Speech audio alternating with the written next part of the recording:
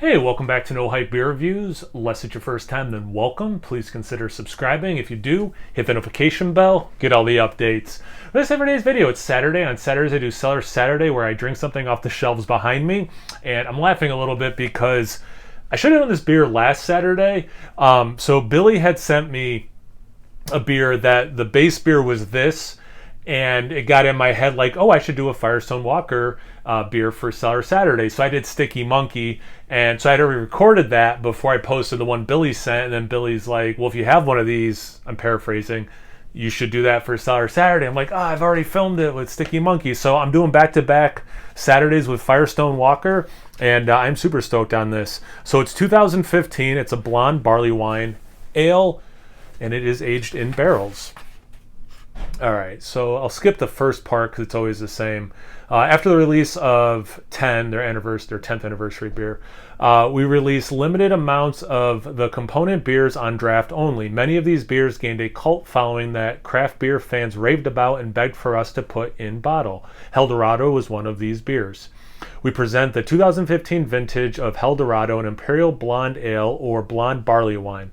Helldorado has the lightest color of any of the beers in our barrel program, but carries a great deal of interesting barrel characters.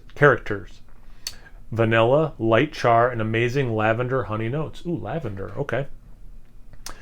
Rich, boozy honey liqueur character and loads of smooth, sweet toasted malt to finish. The Eldorado hops dance in the background without playing a dominant role in the flavor profile. This blonde barley wine is a one-of-a-kind sipping beer built to last and will reward careful aging for years to come. Well, hopefully that is true.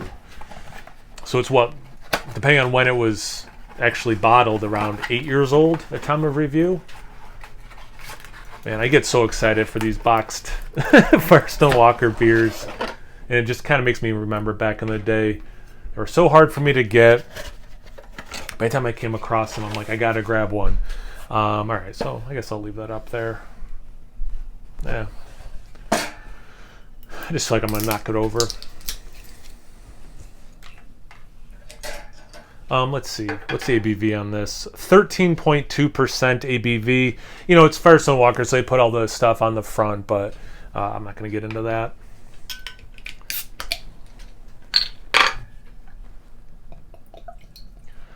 It's a blonde barley wine, that's for sure.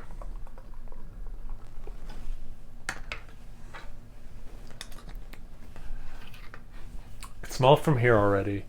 So hey, look who cleaned the glass properly. There's a ton of carbonation. I don't know if that's coming across on camera, but a lot of carbonation, so that's a good thing. It's got this nice orange, kind of amber color, approaching brown, but not quite there. Yeah, I mean, you can like see through it enough. Probably when I poured it a little bit closer to 3/4 of a finger ahead. Very light khaki color head. But yeah, looks beautiful. Let's get into the aroma.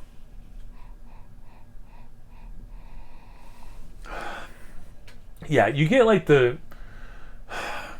sweet caramel, caramelized sugar, dates.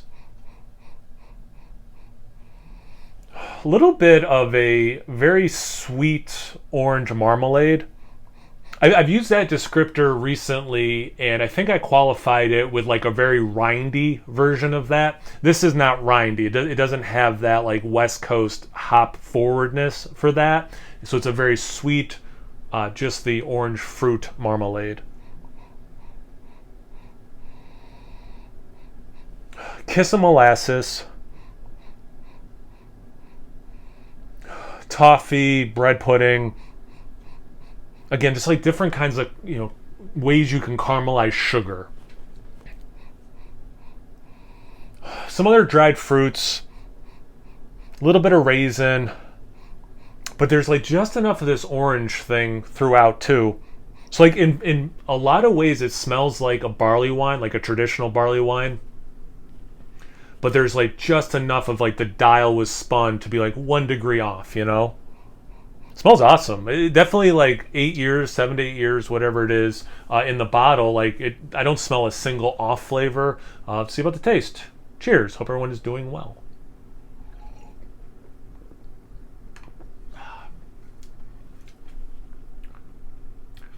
I like what the box was saying about the hops. And even after all these years, it doesn't come to the forefront. It's mostly the malt show, you know? But there's just enough of that to give a little bit of bitterness, to give some balance to the sweet stuff. Same thing with the alcohol. It's not like I'm getting a bunch of alcohol on the taste. Very little, actually. Nice warming in the chest, though. But what is there is also a thing providing balance to the sweet malty characteristics.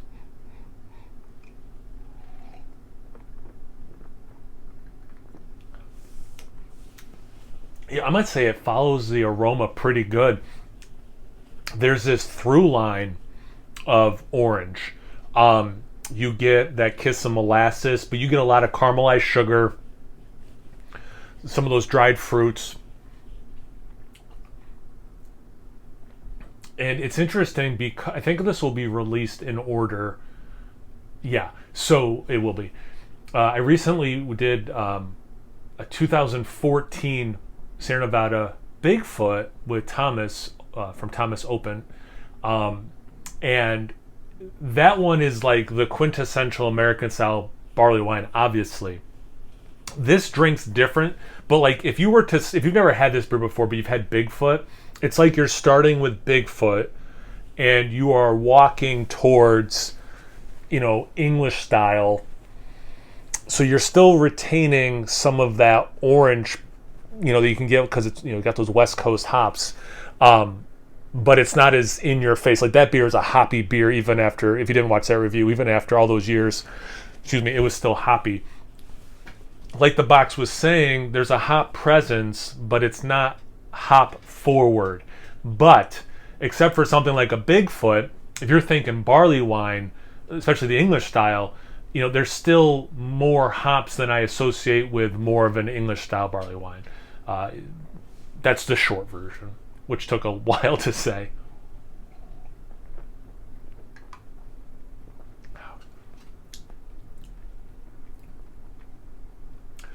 Slight pine, almost menthol, herbaceous thing. Now that sip I got more of, I think this is like the Sticky Monkey. It just says barrel age. It doesn't say what kind of barrels. I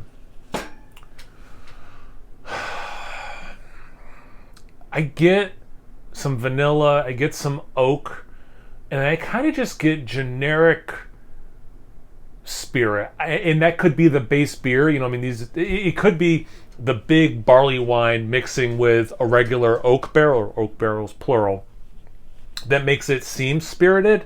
But like you get a little bit of a generic spirit for sure.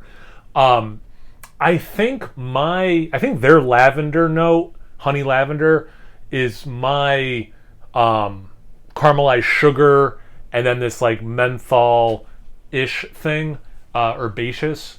That's my guess. I know lavender's more considered floral. This is really nice. This is drinking great. This is. I can't even say it's past its prime. Like this is drinking as good as I remember this beer ever drinking. I'm not going to say it's way better, and it's certainly not way worse. So it's definitely like on par. It's definitely in the realm of as good as this beer has ever been. So like there's that.